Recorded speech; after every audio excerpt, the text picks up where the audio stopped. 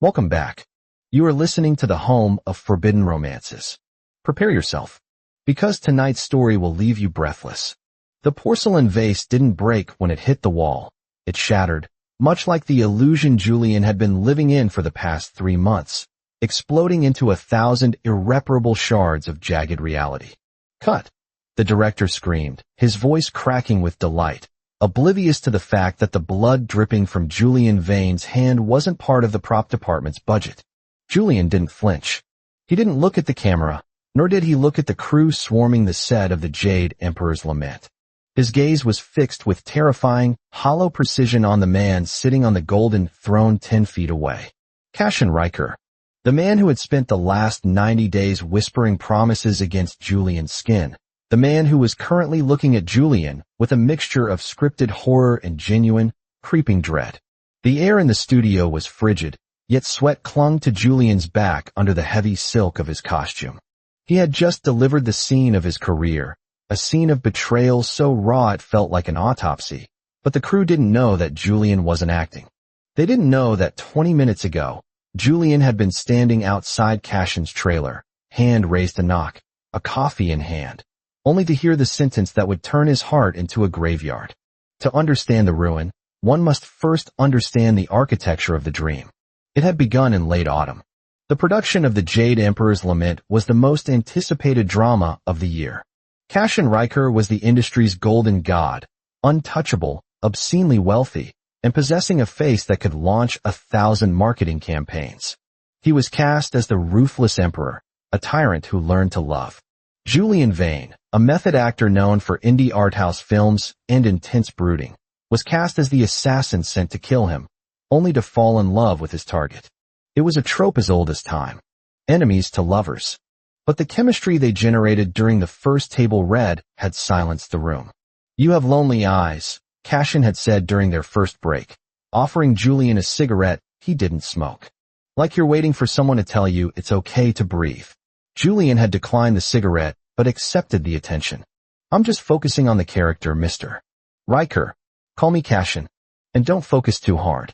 You might get lost." Getting lost would have been safer.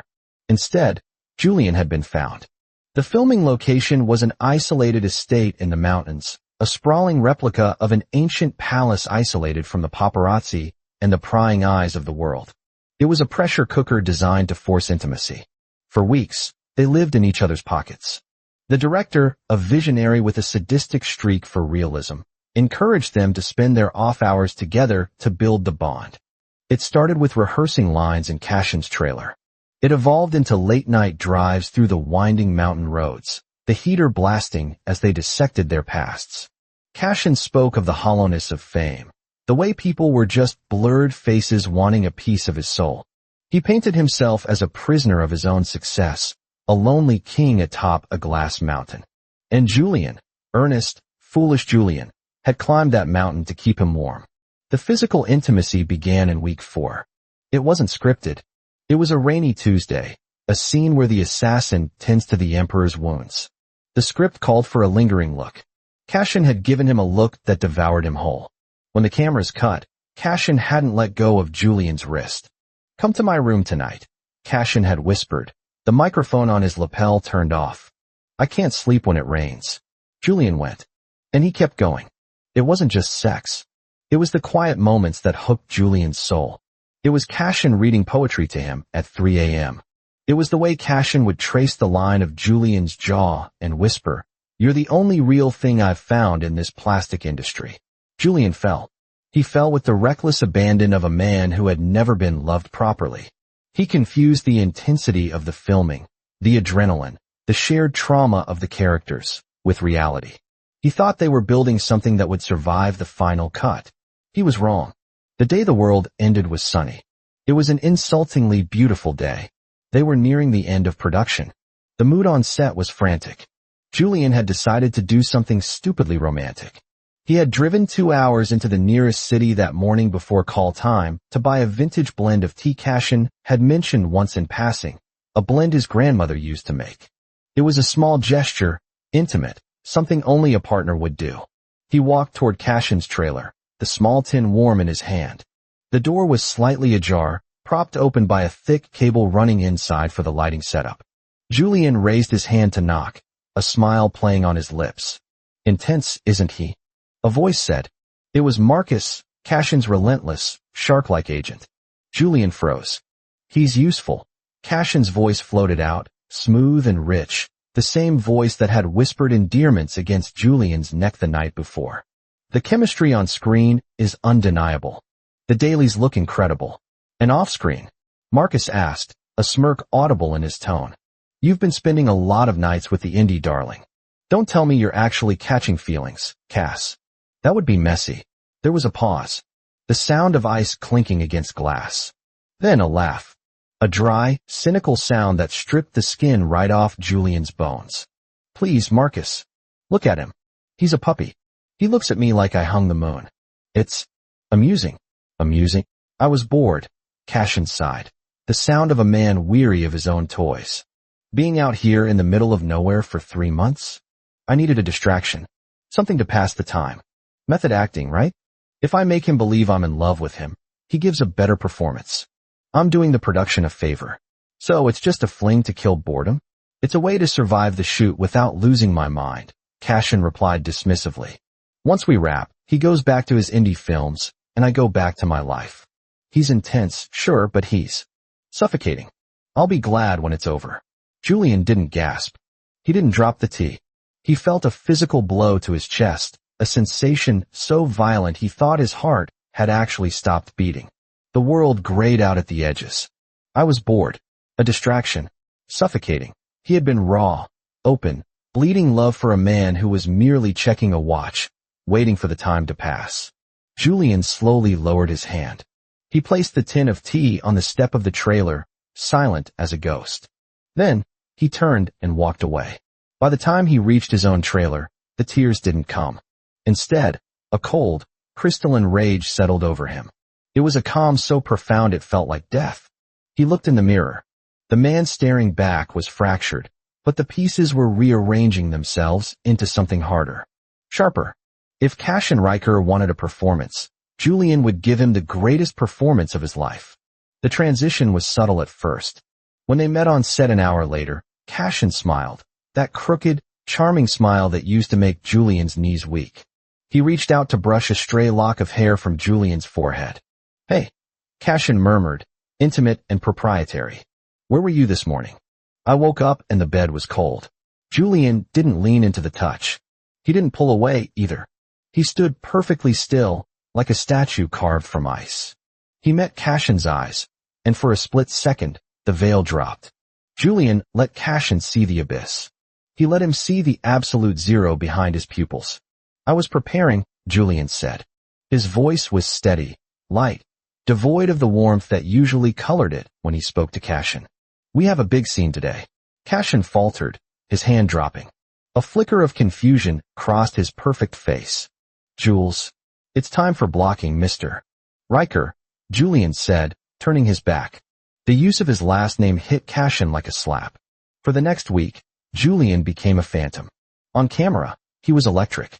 He delivered his lines with a heartbreaking vulnerability that left the director weeping behind the monitors. But the moment the cameras stopped, Julian vanished. He didn't come to Cashin's trailer. He didn't answer texts. When they were forced to be in the same room for makeup, Julian read a book, wearing noise-canceling headphones. Cashin, initially confused, became agitated. Then, desperate. The power dynamic, which had been so firmly tilted in Cashin's favor, the superstar and his adoring fan, had violently inverted. Cashin was the one spinning, off-kilter. He had expected Julian to cling. He had expected to have to gently peel Julian off at the end of the shoot. He hadn't expected to be discarded while he was still playing the game. Why are you doing this? Cashin cornered him 3 days later behind the set of the Palace Gardens. His usual composure was cracking. He looked tired. You're freezing me out, Julian. What did I do? Julian looked up from his script.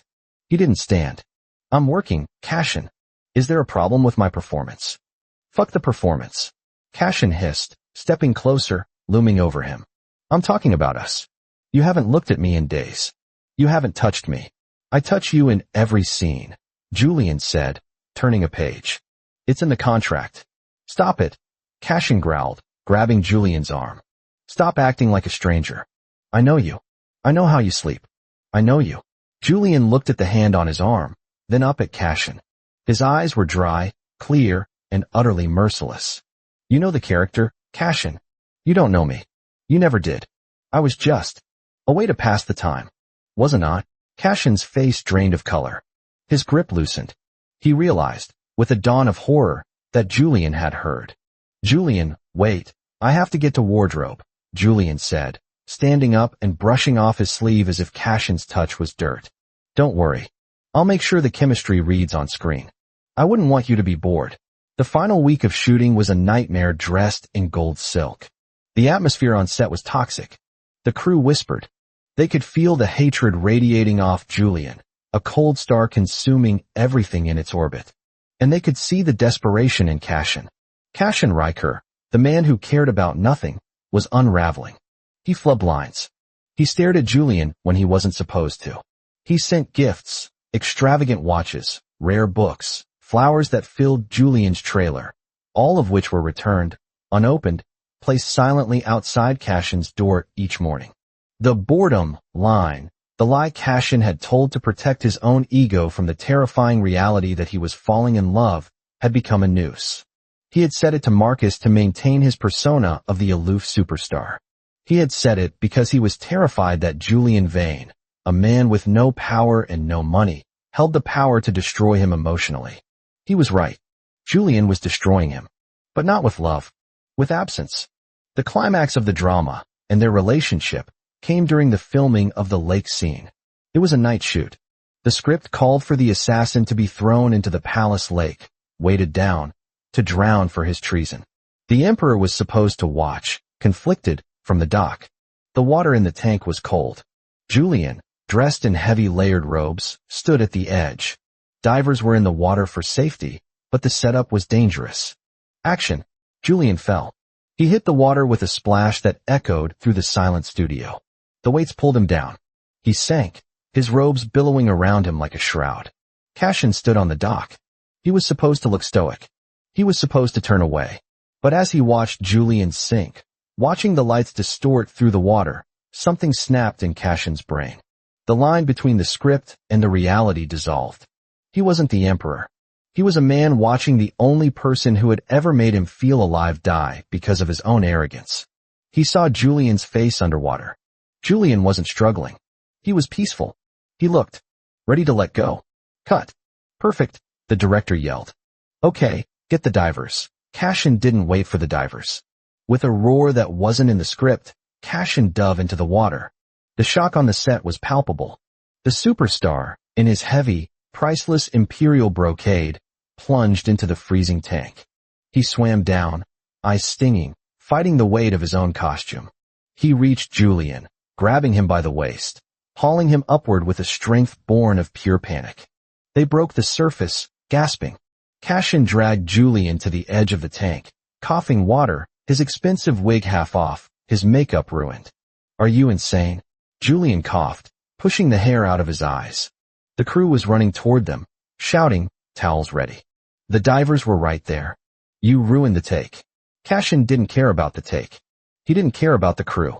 He hauled himself out and pulled Julian up with him, gripping Julian's shoulders so hard his knuckles were white.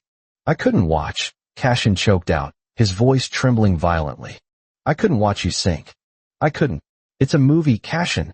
Julian yelled back, adrenaline and anger mixing. It's fake. Just like us. It wasn't fake. Cashin screamed, the sound tearing through the studio, silencing everyone. The echo rang off the metal rafters. Cashin was breathing hard, water dripping from his nose, shivering. He looked broken. He looked pathetic. He looked real. I lied, Cashin whispered, his voice cracking, oblivious to the 100 people watching. I lied to Marcus. I lied to myself. I said I was bored because I was terrified. Because you.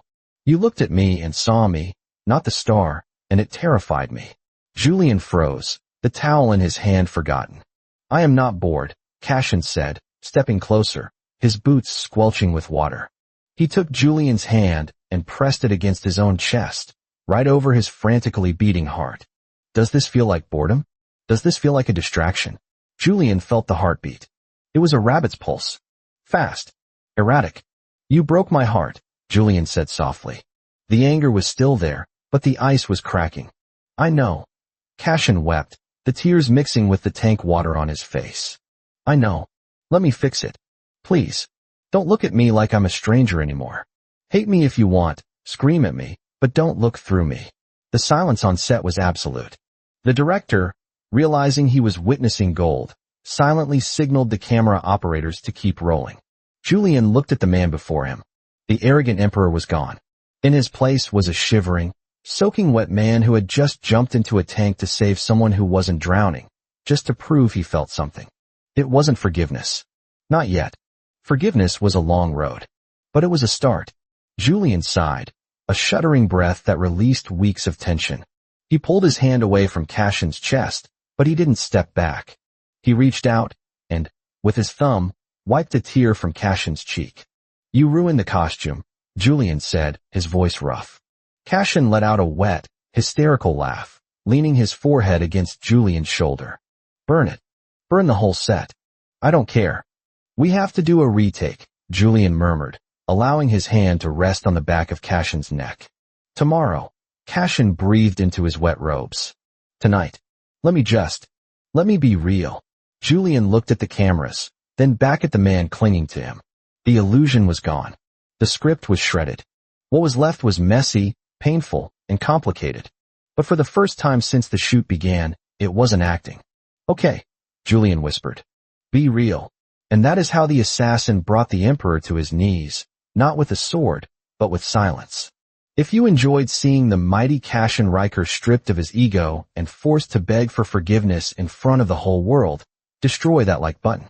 And tell me in the comments, would you have forgiven him? If you overheard the person you loved calling you a boredom killer, would an apology be enough? Or would you have walked away forever? I'll be reading your answers. Subscribe for the next chapter. Until then.